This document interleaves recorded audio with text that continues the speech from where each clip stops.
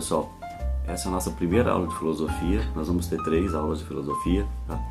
Então, nessa primeira aula nós vamos falar um pouco sobre pré-socráticos, Sócrates, Platão e Aristóteles.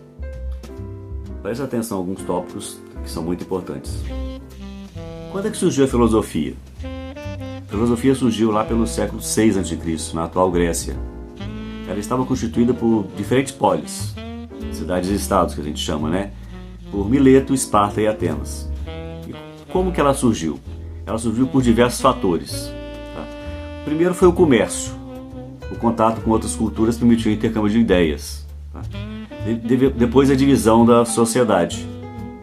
E a terceira, a liberdade religiosa. Naquela época, por não haver monopólio religioso, existia a tolerância, né? E o respeito de opiniões e os questionamentos. E a filosofia pode ser descrita como o quê? Uma passagem do mito ao logos. E o que eles tentavam explicar? Eles tentavam explicar o que nos rodeia, o que está em nossa volta. Mas eles utilizavam o quê? Utilizavam a razão. Tá? Eles utilizavam a razão em substituição às explicações mitológicas daquela época. Aí foi nessa época que surgiu alguns filósofos que questionavam algumas ideias. As ideias mitológicas, no caso. E esses filósofos a gente chama de quê? De pré-socráticos. No que os filósofos pré-socráticos se concentravam?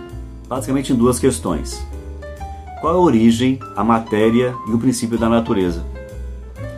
Então, e dependendo de qual escola ele participava, ele defendia uma ideia. Uns poderiam ser fogo, água e etc.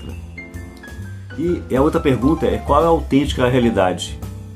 O que nos oferece os sentidos? Tá? E o que nos oferece a razão? Eu vou passar para vocês algumas definições. Tá? Primeiro, mito. Mito, no sentido comum, é uma crença imaginária, até mesmo enganosa.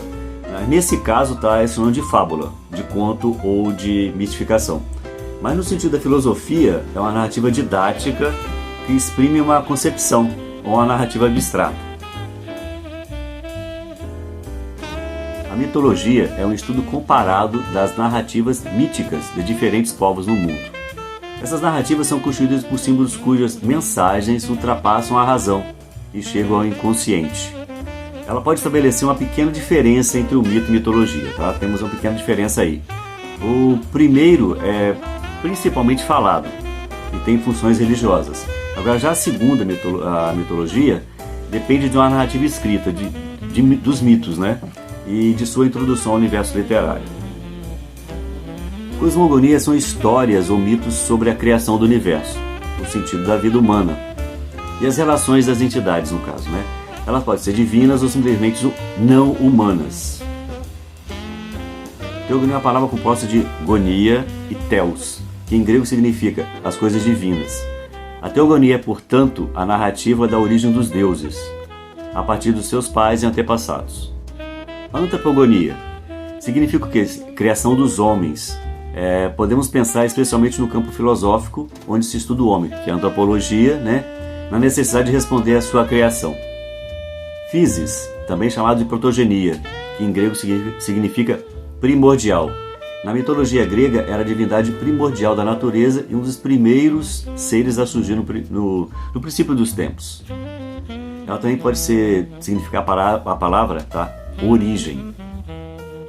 Cosmos significa ordem, organização e é utilizado no contexto dos primeiros filósofos para definir a ordem que existe na physis. Cosmos é ao contrário do caos.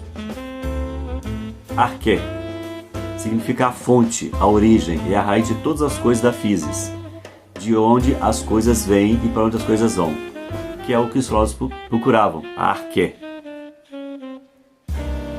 Logos significa a razão, a linguagem, a palavra.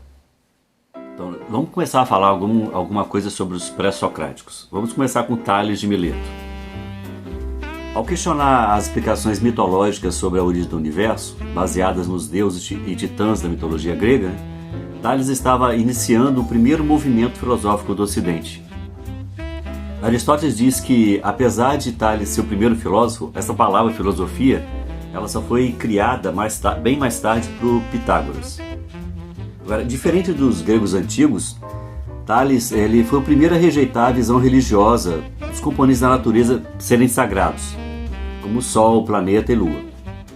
Para Tales, a água era o elemento mais importante. Ele foi considerado um monista, ao crer que tudo que era construído por uma substância primordial, no caso para ele a água. Parmênides ele foi o fundador da escola eleática. Ele foi um pouco além de Tales e Anaximenes e Pitágoras. Ele é considerado o criador da ontologia. É uma área da filosofia que discute o ser enquanto tal. Heráclito é especialmente conhecido como o filósofo do devir, ou seja, do vir a ser, que significa a mudança perpétua. O devir é caracterizado por um contínuo fluir das coisas de um contrário ao outro.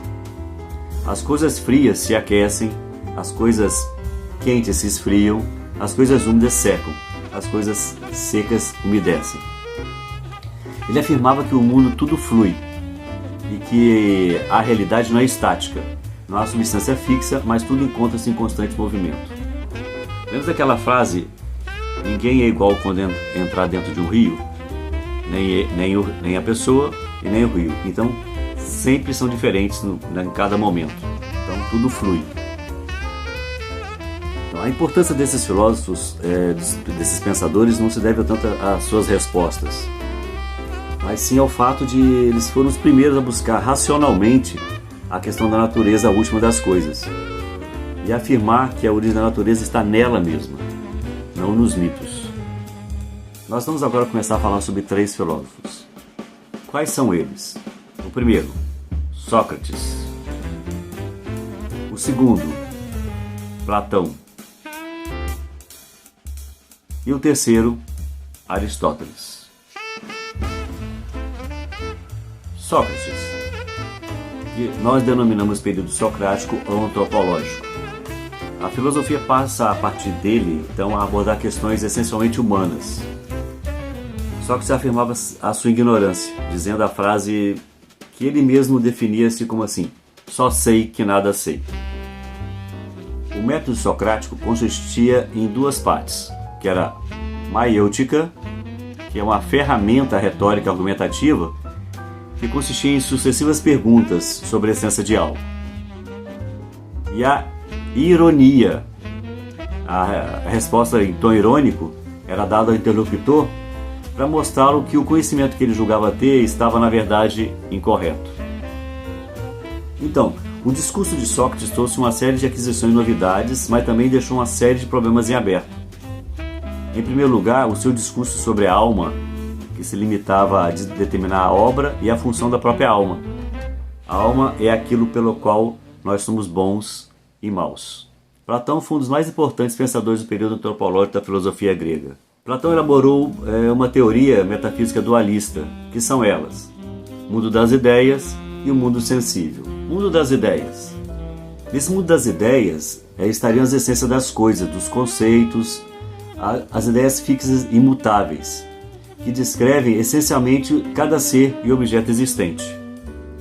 O mundo das ideias, no caso dos filósofos, é aquele onde o ser liberta-se da caverna e pode lançar seu próprio olhar para o mundo iluminado. Ele usou o mito da caverna para explicar essa parte. O mundo sensível para Platão é aquele onde se encontra a maioria das pessoas, aprisionado no mundo iluminado. O mundo sensível seria a realidade com a qual nos defrontamos no nosso cotidiano, no nosso dia a dia. Essa realidade é ilusória, enganosa e inferior, levando o ser humano ao erro, causado pelas aparências das coisas do mundo, que não corresponde à essência. Aqui podemos usar o exemplo, por exemplo, da cadeira.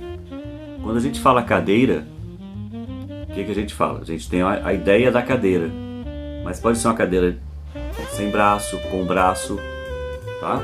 Essa é a ideia dele. Então você tem a ideia do objeto. A ideia está na sua cabeça, que você transfere para o objeto aquilo que você tem em sua mente. Aristóteles. Quais foram as principais ideias de Aristóteles?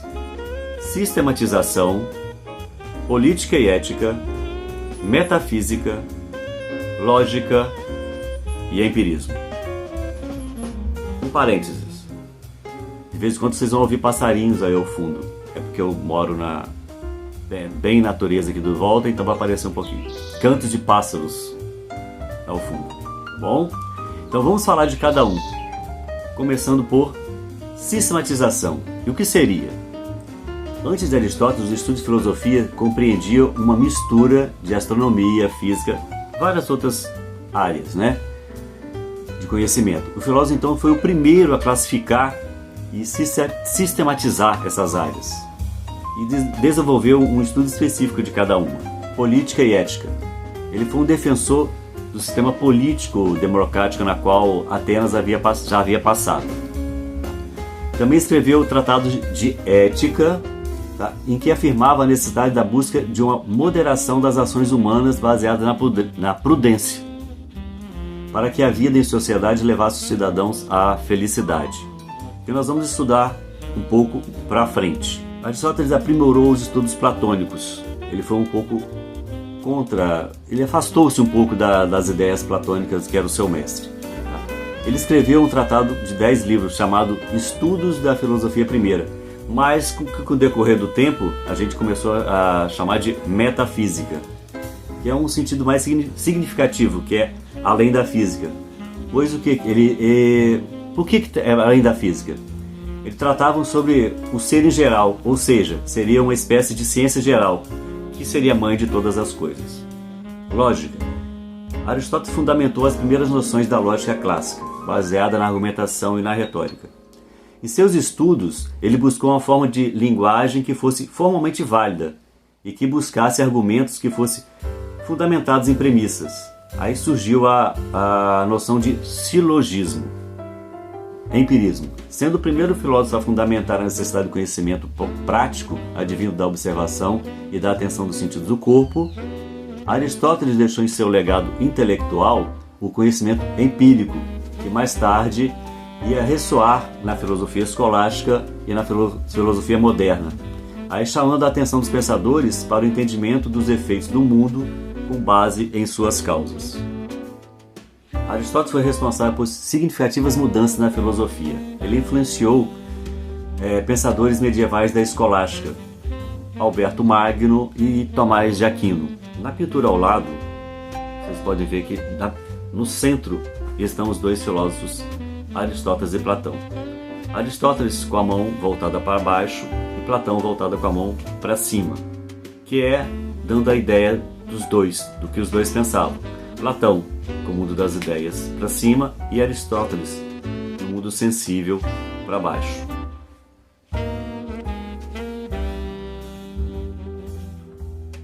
Por fim, eu queria deixar essa mensagem para vocês aí. Leiam. Foi uma adaptação que eu fiz de uma frase que eu peguei e que indica bem o nosso momento atual, tá? E é difícil para a gente ficar um pouco longe dos alunos e apresentando as matérias dessa forma. Espero que vocês estejam bem, se cuidem. Tchau, abração, tamo junto, valeu, tchau.